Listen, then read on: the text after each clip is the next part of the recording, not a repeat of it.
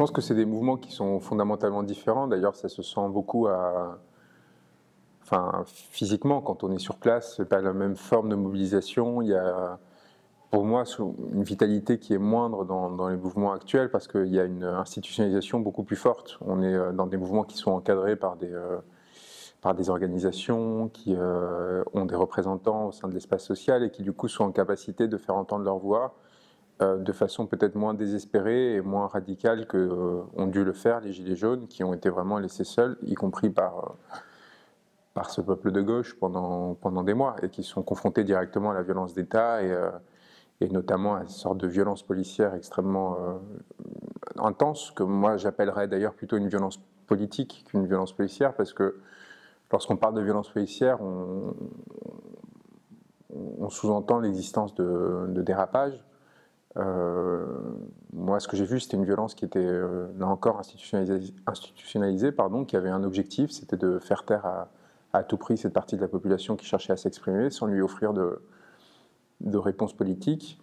Et donc, l'enjeu, c'était pour le gouvernement d'avoir un barrage qui le protégerait de ces personnes-là. Et donc, ils ont utilisé la police, en fait, tout simplement, qui a eu pour mission, quitte à avoir carte blanche pour cela, de les faire taire. Et ce qu'on est en train de voir, en fait, aujourd'hui, avec le mouvement des retraites, je pense que c'est les restes de cette autonomisation de l'espace policier qui est toujours très dangereuse et qui porte en elle un devenir fascisant. Et on voit bien comment tout d'un coup le corps social institutionnalisé réagit différemment quand les violences sont appliquées contre un peuple qui est considéré comme légitime, c'est-à-dire le peuple en gros des syndiqués, du prolétariat relativement plus protégé que celui des Gilets jaunes. De la même façon que les violences policières en banlieue ont beaucoup de difficultés à accéder à une forme de visibilité, celle des Gilets jaunes, pour d'autres raisons, était elle aussi étouffée pendant plusieurs mois, alors que là, au moindre dérapage, y compris... j'ai vu Anne Sinclair, qui est quand même, pardonnez-moi, mais absolument ridicule, qui s'est indignée, a été outragée au fait qu'un policier ait fait un croche-patte à une manifestante. Et tout d'un coup, elle s'enflammait. Il faut revoir les tweets qu'elle a fait à cette même période de l'année dernière sur les Gilets jaunes, où en gros, elle appelait quasiment à les écraser par le sang et les rendait responsables de toute la violence dans le pays. Donc on voit comment justement la réception de la violence d'État change selon le public qui est ciblé, et comment tout de suite la réaction du gouvernement était de dire oui, il faut faire attention, etc., alors qu'ils avaient nié pendant un an l'existence d'une quelconque forme de violence appliquée contre les Gilets jaunes. Donc on est sur un dispositif complètement différent par rapport à celui qu'on a connu l'année dernière. L'année dernière, on était dans un devenir insurrectionnel, voire pré-révolutionnaire. Aujourd'hui, on est sur une forme beaucoup plus institutionnalisée de rapport de force politique, alors qui peut désagréger encore un peu plus l'espace social et l'espace politique français, mais qui en tout cas ne porte pas en lui le même devenir que celui des Gilets jaunes. Selon moi, c'est le fruit de cette autonomisation partielle de l'espace policier qui fait que, habitués à avoir carte blanche, notamment dans la gestion des manifestations, ils vivent de plus en plus dans une forme de dérapage. Vous voyez, mais ça redevient quelque part des violences policières. Je pense qu'il y a une partie qui est liée à l'intentionnalité politique, briser les énormes manifestations qui font peur au gouvernement, empêcher qu'elles se coagulent avec des gilets jaunes, aussi avec des groupements plus anarchistes, Black Bloc, etc. Mais il y a quand même derrière aussi une perte de contrôle partielle de la part de l'appareil politique vis-à-vis de l'appareil policier qui a commencé, je me souviens, ça a été assez graduel, mais déjà le remplacement de Michel Delpuech, qui était le préfet de police de Paris, par Didier Lallement, indiquait qu'il y avait une friction au sein de l'appareil policier, c'est-à-dire que le gouvernement, visiblement, avait peur que ces ordres ne soient plus appliqués et ont eu besoin de mettre quelqu'un de beaucoup plus dur à la tête de la préfecture pour remettre de l'autorité par rapport à ces forces policières. Et peu à peu, il y a eu une forme de dérive qui a fait qu'à partir de septembre, je ne sais pas si vous vous souvenez, il y a eu des images de policiers qui commençaient à provoquer ouvertement les manifestants. On a vu à Toulouse un policier qui faisait des pompes devant les manifestants pour se foutre de la gueule d'eux. À Paris, le même week-end, je me souviens, c'était fin septembre, j'ai vu des scènes très similaires avec des CRS qui faisaient des chœurs aux manifestants qui les huaient parce qu'ils venaient de mettre en sang une vieille dame. Et on commençait à avoir des signes et des symptômes comme ça de quelque chose qui était en train de déraper, avec une autorité politique qui est quand même très dégradée, des personnes comme Christophe Castaner qui sont complètement incapables d'incarner une quelconque forme encore une fois, d'autorité et a fortiori de dignité. Et donc là, en fait, on est dans une sorte de mélange entre la perte de contrôle d'une partie de l'appareil policier et l'intention encore politique, face à un mouvement social, quel qu'il soit, de jouer le rapport de force, de s'imposer tout simplement par une forme de violence institutionnelle. Et d'ailleurs, je pense que c'est assez cohérent si on regarde de façon plus large le fait que je pense que le gouvernement a cherché l'épreuve de la rue en court-circuitant, comme ils l'ont fait, le Parlement, qui est censé être dans une démocratie représentative, l'espace où se déroule ce genre de débat. Il a cherché à créer une tension avec la rue de façon à gagner cette confrontation, de façon à après pouvoir imposer tel quel le projet qu'il voulait mener sans qu'il y ait de véritable débat. Et donc là, on voit émerger des discussions sur la question des ordonnances, donc du fait de faire passer le projet de loi sans qu'il y ait même discussion à l'Assemblée nationale. Ça ne m'étonne pas du tout. Je pense que c'était inscrit dès le départ dans la volonté d'Emmanuel Macron de radicaliser et de verticaliser le rapport aux politiques en France, de façon à écraser en fait toute forme d'alternative démocratique et républicaine qui puisse exister et continuer son duopole avec Marine Le Pen. De cette phase-là, on arrive, je reviens, à cette phase progressivement de fascisation dans laquelle la violence devient propre et non pas le fruit d'une légitimité républicaine qui l'autorise. Vous pouvez vous permettre, sans conséquence, de vous comporter en dehors des règles qui ont été établies. Et à partir de là, commence donc l'autonomisation de cet espace politique, qui est un espace de pur ordre, un espace de pure violence, et donc la fascisation. Et donc, en fait, une possibilité de la violence absolue, sans aucune contrepartie, et avec, y compris pour le gouvernement, une difficulté à reprendre la main. Et on est arrivé à cette dérive progressivement. L'affaire de Steve était quand même signifiante dans l'excès complet qui pouvait être mis en œuvre par les policiers. Sur cette affaire, il y a la distance par rapport au corps encore. C'est-à-dire, c'est pas quelqu'un qui va tuer, enfin, c'est pas un policier qui va tuer un manifestant de sang-froid. Il y a la nuit, il y a des choses qui permettent d'expliquer qu'il y a une dérive systémique, mais pas encore cette sorte de dérive de jouissance presque du rapport à la violence, mais celle-ci est en train de s'installer dans un mode assez pasolinien. Et ce qu'on craignait intervenir si Marine Le Pen arrive au pouvoir, intervient dans le pouvoir d'Emmanuel Macron aujourd'hui. Exactement de la même façon, c'est-à-dire Marine Le Pen, si elle arrivait demain au pouvoir, elle aurait ce rapport à la police. On lâche la bride, on laisse exercer avec une relative autonomie leur action, comme si c'était des milices. En gros, il y a un devenir milicien qui commence à se mettre en place, et à partir de là, justement, on crée des espaces de friction et d'autonomisation du politique qui décompose la société française. Moi, j'ai de façon générale vraiment honte c'est un peu bizarre d'avoir honte pour un espace médiatique, je ne sais pas si ça veut dire quelque chose, mais j'ai vraiment honte pour la profession journalistique en tant que telle. C'est-à-dire que je remonte de ce que j'ai vu, non pas au niveau individuel, non pas au niveau de tel ou tel média, mais de façon systémique, l'incapacité qu'ils ont eue à se saisir de ces sujets, à traiter le réel et à aider à la fois les citoyens et les décideurs à comprendre ce qui se jouait et ne pas être seulement dans une hystérisation des débats publics en permanence, sans à aucun moment permettre une interlocution. Et ça, c'est lié à beaucoup de facteurs. Il y en a certains dont j'ai parlé dans Crépuscule avec l'oligarchisation de l'espace médiatique, mais cette oligarchisation, en fait, n'est efficace que si par ailleurs vous avez une presse faible qui a peu de moyens et qui du coup est incapable d'investir le territoire, d'avoir des correspondants qui, ville après ville, sont capables de faire remonter des informations, de les hiérarchiser.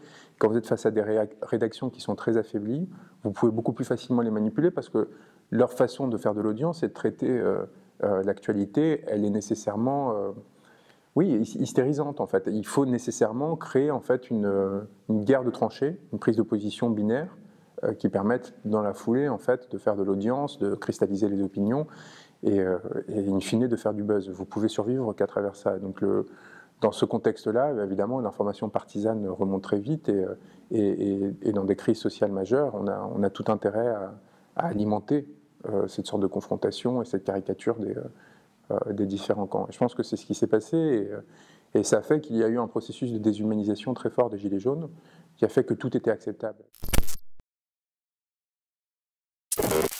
Je pense que ce qu'ils pensent, c'est aujourd'hui les syndicats et même les forces d'opposition, pour une raison très simple. On est à 2 ans d'une élection présidentielle. Cette réforme des retraites ne va pas produire d'effet avant 2022.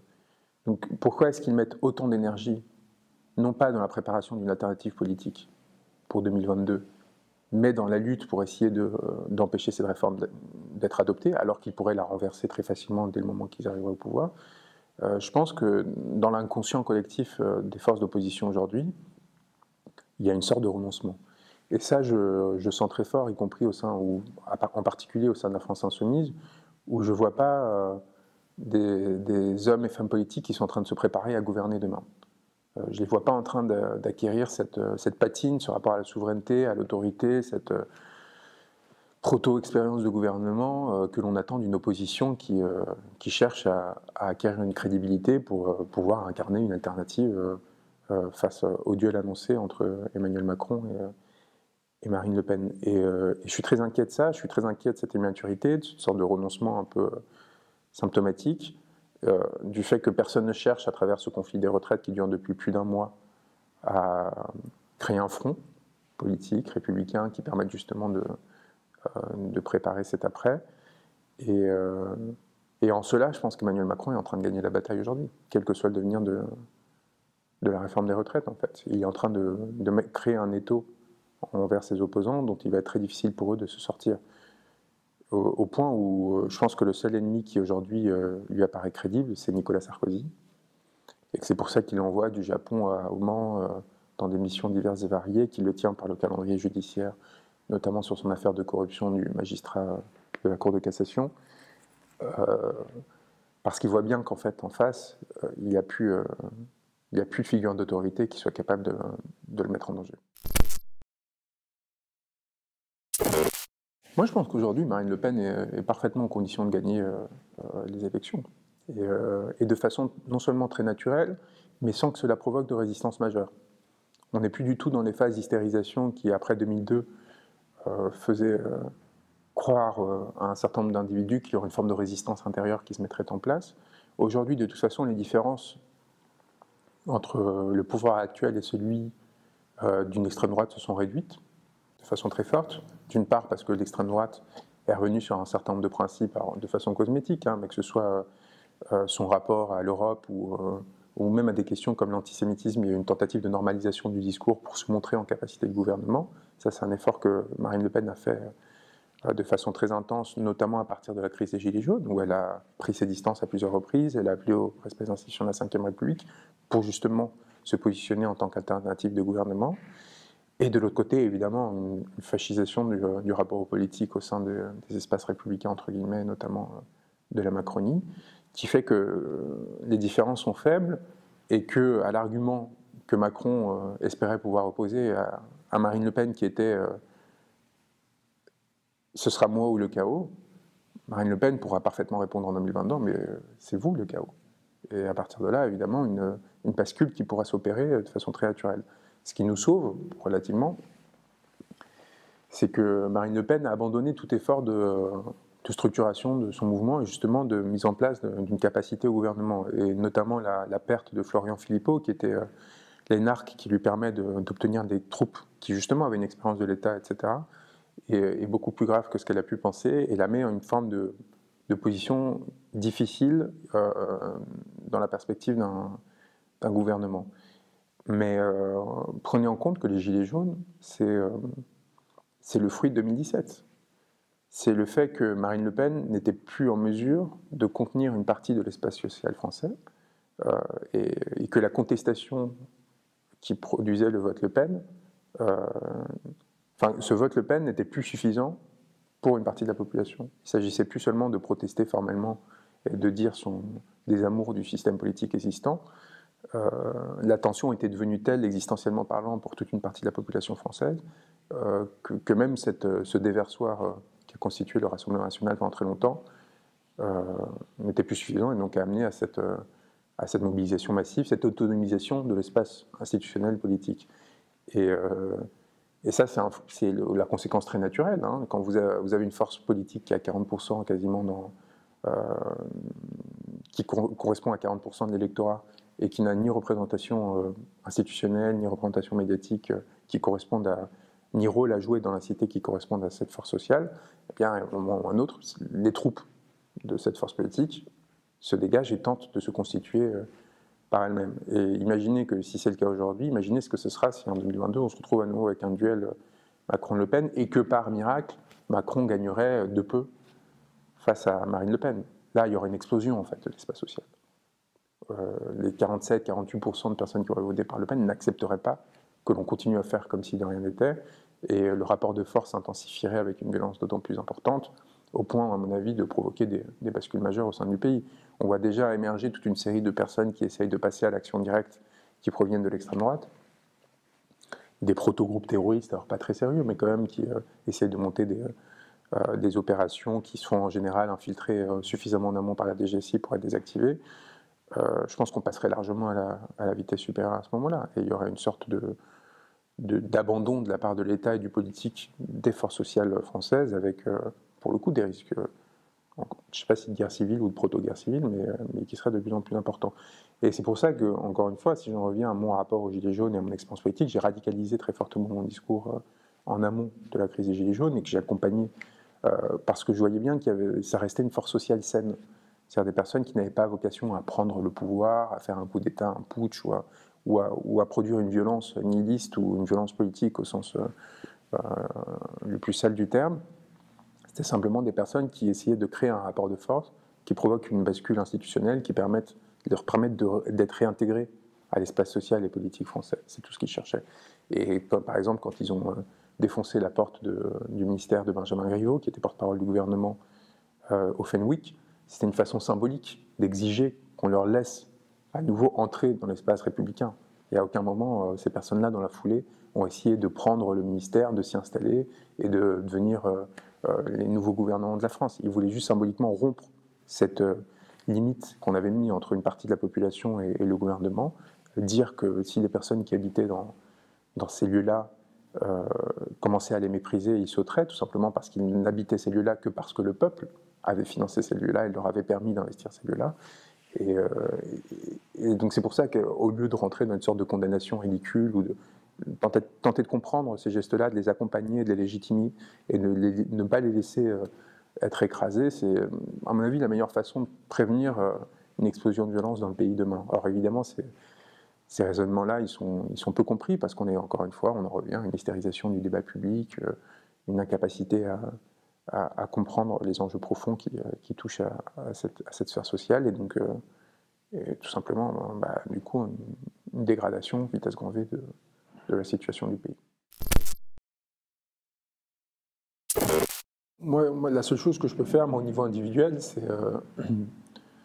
c'est continuer à taper comme un sourd en essayant de révéler justement les emprises qui ont lieu aujourd'hui sur l'espace public et politique français, faire voir le manque de prise de la part des citoyens sur leur processus démocratique, l'artifice complet de ce que l'on appelle aujourd'hui la démocratie en France, aider les élites à prendre conscience de l'impasse dans laquelle elles sont et de la catastrophe vers laquelle elles vont.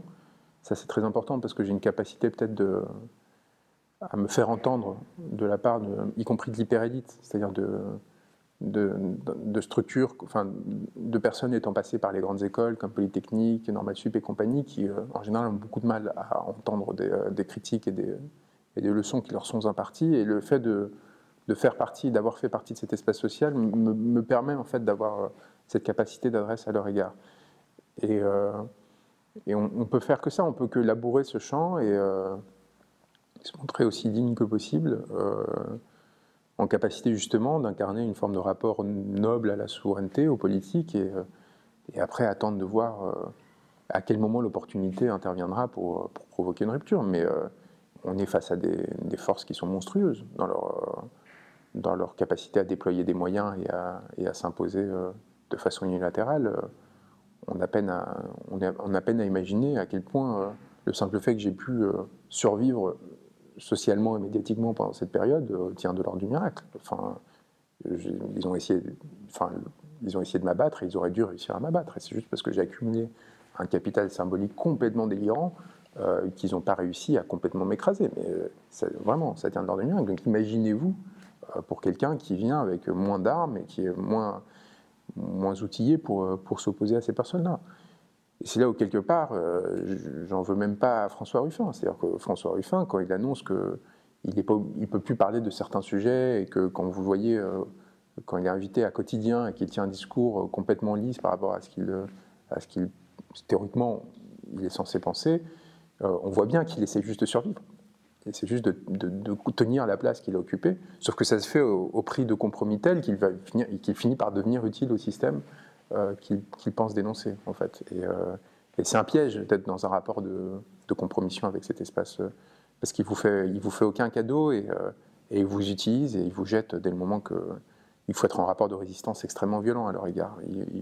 Ils vous feront aucun cadeau parce qu'in fine, tout leur rapport au pouvoir et aux politiques est déterminé par leur seul intérêt. Donc, dès le moment que vous n'êtes pas en position de servir leur intérêt, vous disparaissez. Vous disparaissez et vous ne revenez plus. Donc, à partir de là,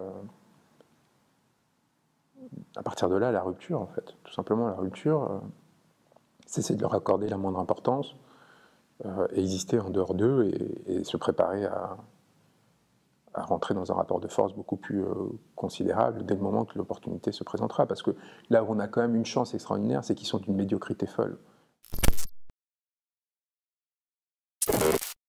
La réforme des retraites, elle est quand même très révélatrice. À cette aune, ils ont été incapables de... Enfin, ils sont incapables, en fait, quoi. C'est-à-dire qu'il y a même pas... C'est même pas comme si on pouvait leur prêter le privilège de l'efficacité dans leur domaine. C'est-à-dire que, y compris depuis leur perspective, ils sont très mauvais. Y compris depuis leur perspective, ils ont été incapables, par exemple, sur cette réforme, de proposer un édifice cohérent qui, en effet, soit plus efficace que le précédent, y compris si ça se fait au détriment des plus fragiles de la société. Non, ce qu'ils proposent est une sorte de machine complètement effondrante et qui ne tient pas une seconde, y compris d'un point de vue de droite ou politiquement opposé au mien. Donc, ce qui provoque la catastrophe actuelle. C'est-à-dire, contrairement à ce qu'on pense, on les voit comme des deux sex machina qui sont capables d'avoir des stratégies machiavéliques sur 3 mois avec la CFDT, l'âge pivot et avec BlackRock et compagnie, mais vous ne vous rendez pas compte à quel point ce monde gît dans l'improvisation. Et c'est justement son incapacité à penser qui en fait la proie de forces beaucoup plus puissantes et beaucoup plus organisées beaucoup plus talentueuses, qui s'infiltrent dans leur médiocrité, leur incapacité à penser. Et à mon avis, il n'y avait pas du tout d'intention, par exemple, de favoriser la retraite par capitalisation. Mais les forces qui leur sont opposées et qui sont favorables à cette retraite par capitalisation ont vu la faille et vont s'y engouffrer sans que le gouvernement lui-même se soit rendu compte qu'ils avaient créé la faille, en fait. C'est des choses comme ça. Sur l'âge pivot, moi, je ne crois pas du tout au jeu de dupe avec Laurent Berger. Je pense que Laurent Berger est quelqu'un de... Enfin, pardon, mais c'est sidérant qu'il soit le patron du premier syndicat de France. Enfin, vous écoutez une de ses interventions médiatiques, la dernière que j'ai écoutée, c'était sur RTL. Et alors, il essayait de justifier le fait qu'il n'appellerait pas peut-être à la grève pour la manifestation suivante. Et il dit, mais vous savez, il n'y a pas que la grève. Moi, par exemple, dans telle entreprise, on avait interdit aux employés de se déplacer en short. Et ils sont venus en short.